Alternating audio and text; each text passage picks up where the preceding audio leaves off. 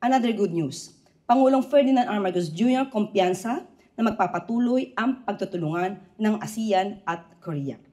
Tiwala si Pangulong Ferdinand R. Marcos Jr. na magpapatuloy ang masiglang pagtutulungan ng ASEAN at Republic of Korea upang isulong ang kapayapaan, kaunlaran at seguridad tungo sa iisang layunin, ang patuloy na pag-angat ng kabuhayan at kalidad ng buhay ng mga mamamayan.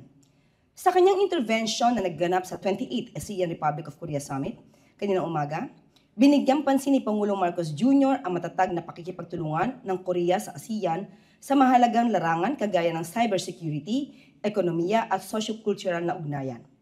Kabilang sa binigyan diin ni Pangulong Marcos Jr. ang kooperasyon sa cybersecurity, particular sa ASEAN Cyber Shield or ACS project na nag-aangat sa regional cybersecurity capabilities ng ASEAN. Sa maritime cooperation, kinilala ng Pangulo ang Korea bilang isang importanteng partner sa pagsulong sa maritime priorities ng ASEAN na kaangkla sa rules-based international order at ng UNCLOS.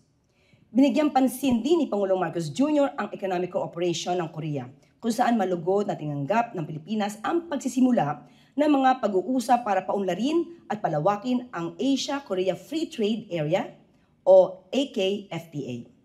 Sa socio-cultural at environment at climate cooperation naman, binigyang halaga ni Pangulong Marcos Jr. ang mga programa na naglalayong itaguyod ang cultural exchanges kagaya ng ASEAN ROK Film Community Program, ASEAN Korea Music Festival at Connect ASEAN.